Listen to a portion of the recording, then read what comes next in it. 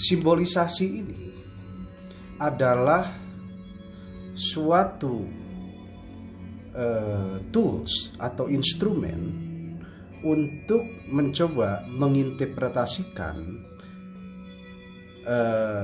ayat atau aksara atau unsur-unsur alam. Apa yang dimaksud dengan aksara atau ayat? Bayangkan ada suatu, dalam istilah Islam itu disebut dengan misalkan Asmaul Husna atau nama atau sebutan. Lalu kemudian diistilahkan lain disebut sebagai nama ini Asmaul itu sebagai karakter atau characters. Characters ini adalah seperti di keyboard Anda. Kalau kita mengetikkan password, misalkan Anda diminta untuk menuliskan tidak boleh kurang dari 9 characters. Misalkan make your password with 9 characters. Karakter ini adalah aksara dan tidak hanya font, tidak hanya alfabet, tapi juga termasuk simbol-simbol lain, itu namanya aksara. Aksara ini akan menjadi urip ketika dilinggihi oleh hirup, sehingga dia memiliki karakter atau memanifestasikan karakter dari sang hidup, sehingga akan menjadi huruf. Dari hurip kemudian berhirup, kemudian jadi menghurup atau menyurup. Surupan dari siapa? Surupan dari Sang Maha Hidup, Sang Maha Hidup. Nah, dari karakter, dari aksara dia akan membentuk kata, dari kata akan membentuk kalimat, dari kalimat akan, apabila kalimat ini harmonis, maka akan membentuk suatu harmonisasi kalimat atau disebut dengan sastra. Sastra dari alam semesta ini disebut sebagai sastra yang gendera atau yang universal. Itu sebabnya juga namanya menjadi universe. Karena verse ini artinya adalah ayat. Uni ini kesatuan. Universe itu adalah semacam harmonisasi dari sastra. Nah, kita akan mulai. Saya harus balikan dulu ininya bagaimana ke whiteboard. YNWA, Bang Vicky, apa kabar? Nah, kita mulai.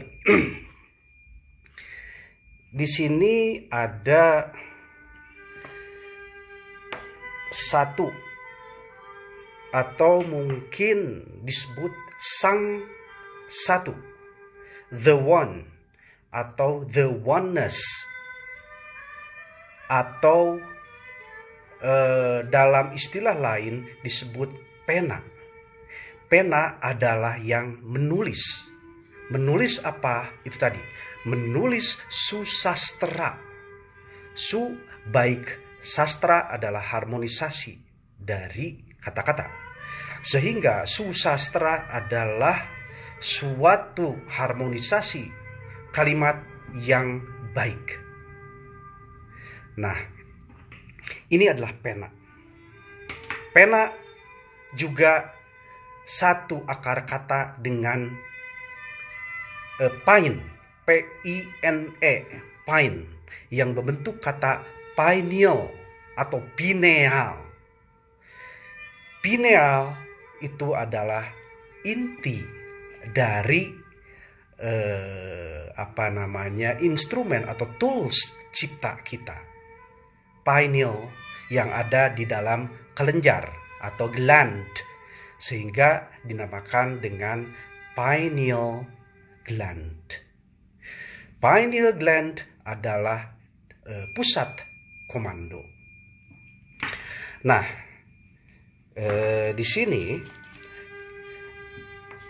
angka 1 ini kan sebetulnya seperti huruf L.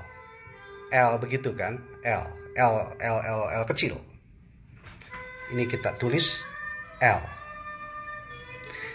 L ini artinya adalah the, seperti dalam bahasa Spanish atau bahasa lainnya, seperti El Toro itu adalah the bull atau Taurus. Jadi L ini adalah the, yang, atau juga the. Kita menyebut beliau kepada Sang Maha Satu itu dalam bahasa lain disebut the. Jadi L, the, beliau, Sang Maha Satu. Jadi ini kita lihat L ini dalam perspektif negara lain, perspektif Eropa. Tapi seperti saya bilang tadi, kita coba jangan definisikan, jangan absolutkan. Kita ambil intinya, sarinya, dan apa maksud dari simbolisasi ini. Nah, dari Sang Satu ini, maka dikatakan bahwa Tuhan menciptakan segala sesuatu dengan berpasang-pasangan. Sehingga kalau ini satu sel, maka akan menjadi kemudian 2 sel. Sehingga dari L, ada double L. Ini menjadi angka. 1 and 1 become 11. So, 1 plus 1 makes L even. Makes the L becomes even. Atau membuat L ini menjadi even. Even ini menjadi genap.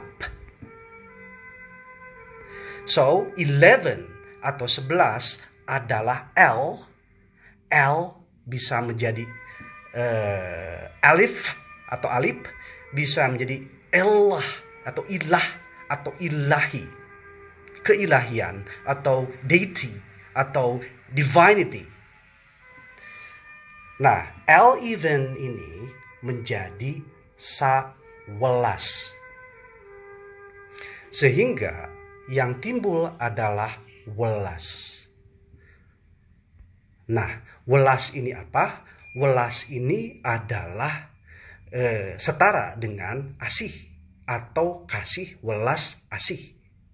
Artinya dari Sang Satu ini maka akan ada saluran ke bawahnya untuk memberikan sesuatu.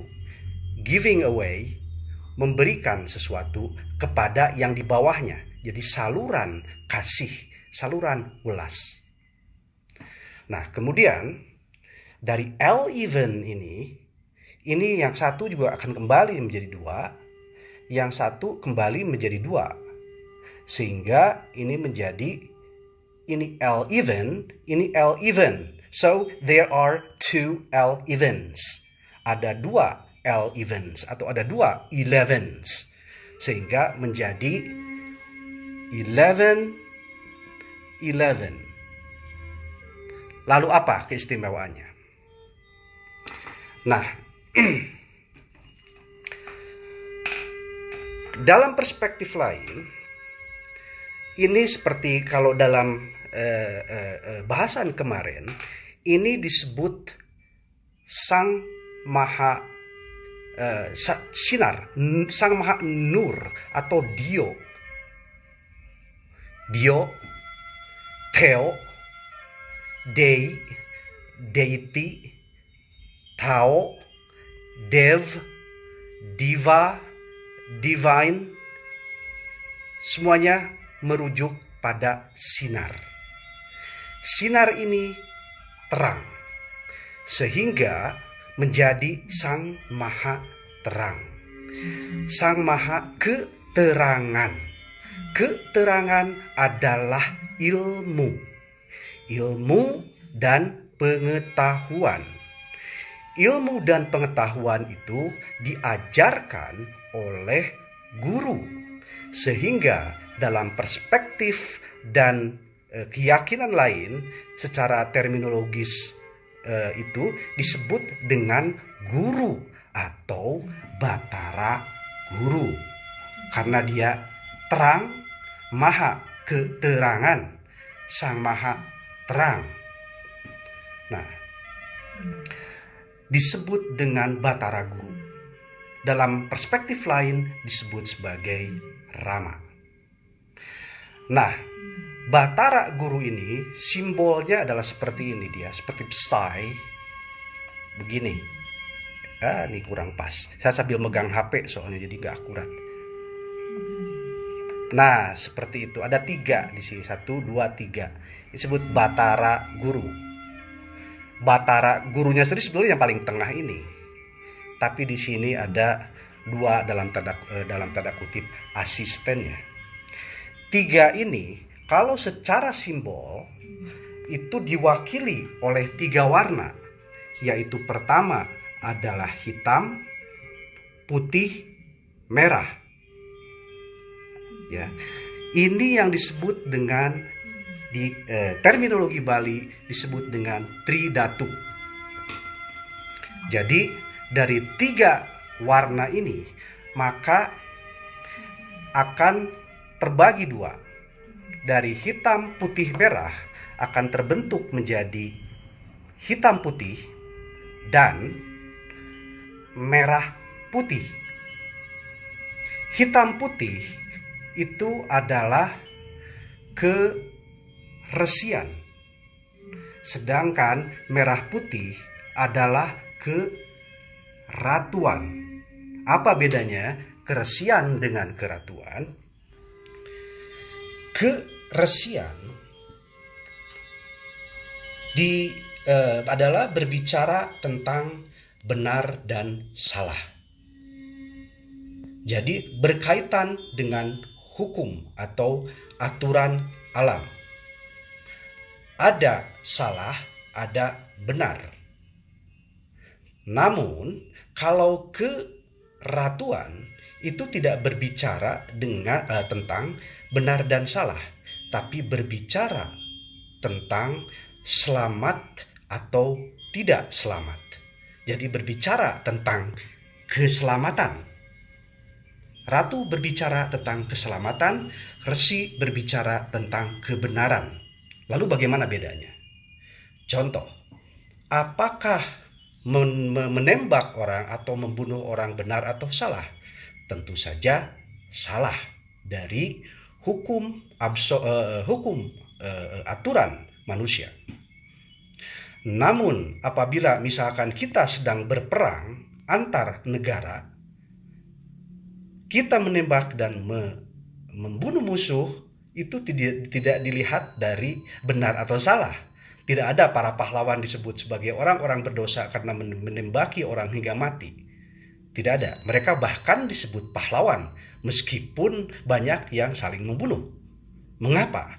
Karena ketika berbicara tentang keratuan, keraton, kenegaraan, kita berbicara tentang selamat atau tidak. Jadi negara harus selamat. Baik apakah caranya dalam tanda kutip salah atau benar, tidak berbicara itu. Kita negara berbicara tentang benar, tentang selamat atau tidak. Negara harus selamat bagaimanapun caranya. Dalam skala skup yang lebih besar, Jagat Raya ini juga salah satu misinya adalah keselamatan. Yang disebut selamat itu apa? Yang disebut selamat adalah sinambung. Artinya tidak dead end, tidak mati di tengah, tapi sinambung, recycling, looping, continuing. Itu adalah definisi dari selamat. Contoh, kalau kita berangkat misalkan mau pergi ke rumah saudara, lalu kemudian di tengah jalan ada apa-apa sehingga perjalanan itu terhenti atau terhenti dan tidak bisa melanjutkan, itu namanya tidak selamat.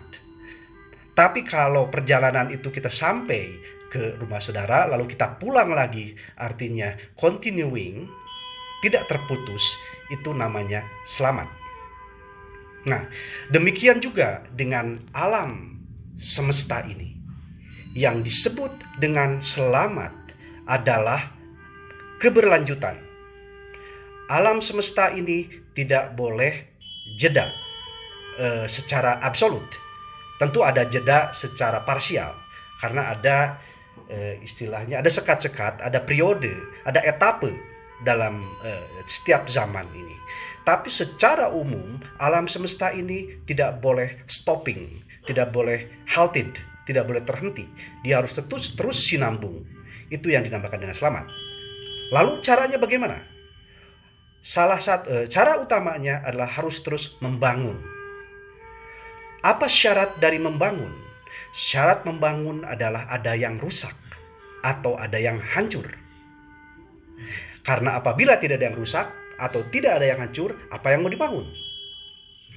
Nah, zaman saat ini seperti yang didiskusikan pada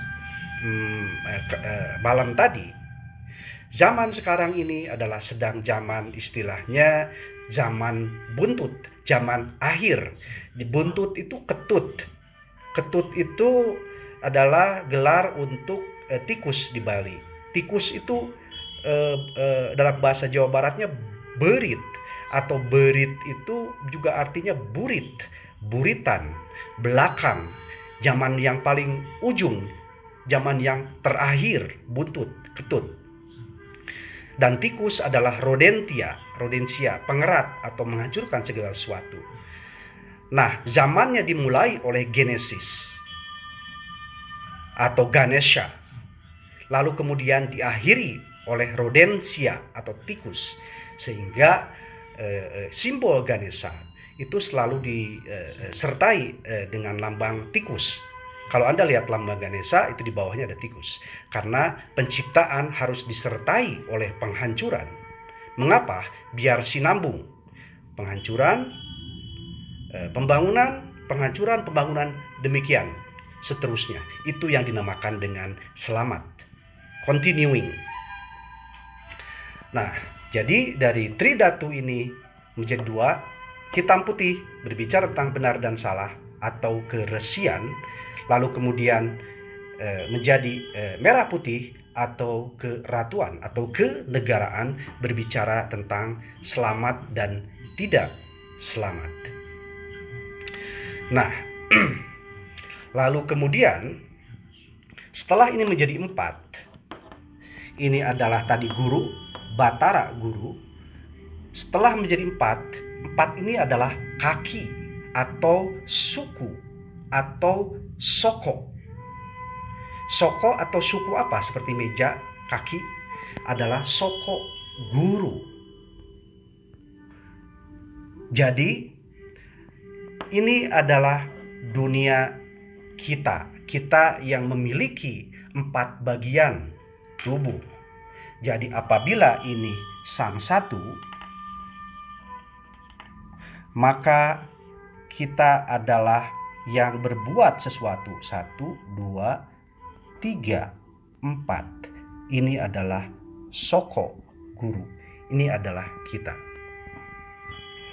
Nah, lalu bagaimana kaitannya?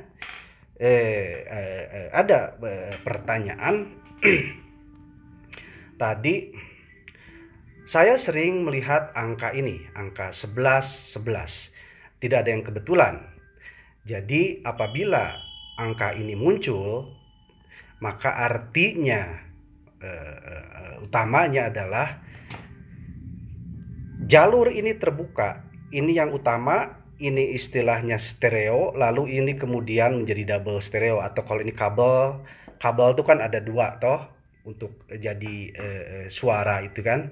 Ada 2 kabelnya, dan tiap kabel itu juga ada 2 lagi. Misalkan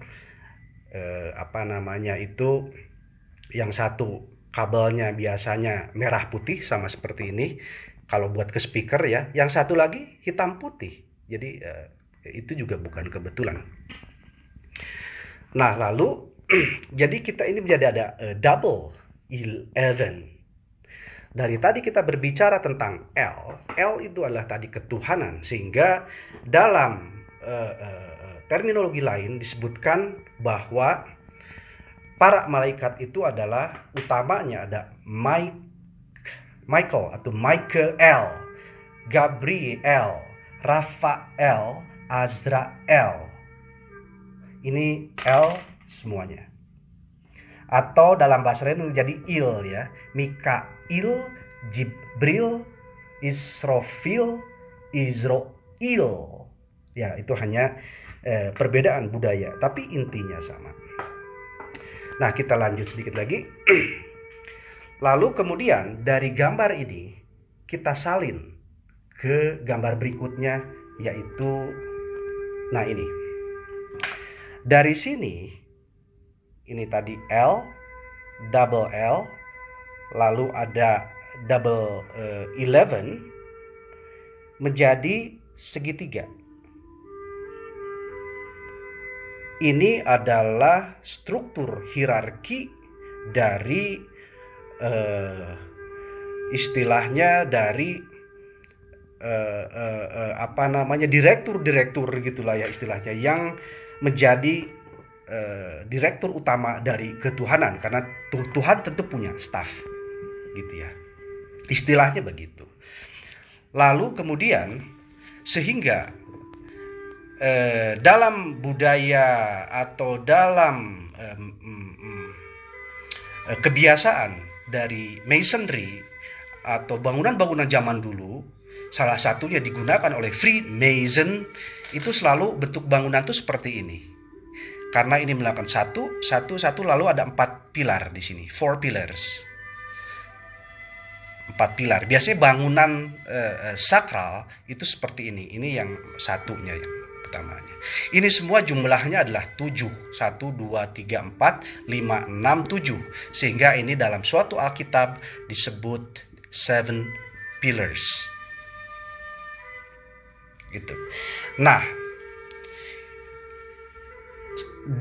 ini istilahnya karena tadi Batara Guru, ini istilahnya sebutnya kebataraan kalau di kesundaan. Lalu kemudian ada juga di bawahnya, ada juga segitiga ke bawah seperti ini. Atau dalam disebut Sunda disebut dengan istilahnya Hyang Ambu. Jadi ini adalah yang segitiga seperti ini. Ini adalah istilahnya Sang Hyang Ibu atau Yoni. Yang ini adalah Sang Hyang Bapa atau Lingga. Saat Lingga dan Yoni bersatu, maka menjadi bintang seperti ini.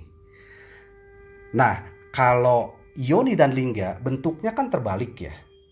Nah, sama, ini juga struktur satu-satunya ini menjadi terbalik. Jadi yang 4 di atas. 1, 2, 3, 4. Ya, jadi ke atas. Untuk Sang Hyang Ambu ini. Untuk menjadi sungsang ini. Untuk melahirkan kan perlu ibu. Dan ibu itu melahirkannya kan sungsang ya. Kalau keluar sudah di dunia, dia kebalik lagi menjadi tidak sungsang lagi. Tapi dunia atas adalah dunia sungsang yang terbalik dengan dunia kita. Kita ini seperti cermin. Kita cermin bagi dunia atas dan cermin bagi dunia bawah. Kita ini mirrornya. Nah, sehingga menjadi 4 seperti ini. 1, 2, 3, 4, 1, 2, 1. Nah, yang 4 ini apa? Yang 4 di atas ini. Yang 4 di atas adalah ini. 1, 2, 3, 4. Yaitu 2 kuping, 2 mata. Lalu 2 yang di tengahnya adalah 2 lubang hidung. Lalu yang ini yang di bawahnya ini adalah lubang mulut. Sehingga semuanya menjadi 7. 7 ini istilahnya dijaga oleh 7 wedok dari atau 7 bidadari. Karena ini kahyangan. Ini di atas ini kahyangan, atau dalam istilah lain disebut surga atau apapun namanya, atau jannah apapun. Lalu kemudian ketujuh mandala ini atau cakra ini dijaga oleh wedok dari, karena ini bagian dari Hyang Ambu, sehingga istilahnya anggotanya juga para wedok atau perempuan gitu ya. Nah, wedok dari ini dalam di galaksi adalah mewakili atau dimanifestasikan sebagai bintang Pleiades, wedok dari ini gitu.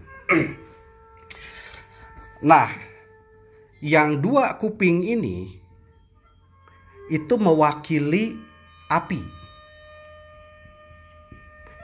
dan dalam ilmu sufi api ini ditanggung-jawabi oleh malaikat Gabriel. Lalu kemudian mata itu adalah mewakili unsur air, yang guardiannya adalah Michael. Lalu kemudian hidung, dua titik hidung itu adalah udara, yang di guardiannya adalah Rafael atau Israfil. Lalu kemudian mulut itu adalah tanah, di guardiannya adalah Azrael atau Israel dalam bahasa kita. Nah, jadi kita tahu bahwa ini kita bisa anggap sebagai suatu simbolisasi atau peta dari kepala kita. Kalau melihat ini ya, kepala ini itu adalah simbol dari kahyangan atau simbol juga dari galaksi. Kahyangan atau galaksi yang seperti saya cerita tadi malam, batasnya adalah dari jakun hingga ke ujung kepala. Gitu. Sehingga apabila kita memperoleh angka ini, maka kita memperoleh akses untuk menuju vibrasi atau tataran dari ketuhanan. Sehingga salah satu yang bisa kita lakukan ketika menemukan angka ini, kita bisa berdoa, kita bisa meditasi, kita bisa berzikir, kita bisa ngadehes dan sebagainya. Karena angka ini adalah simbol yang memiliki akses kepada Sang Maha Satu atau kepada Batara Guru atau kepada Rama. Jadi kurang lebih seperti itu.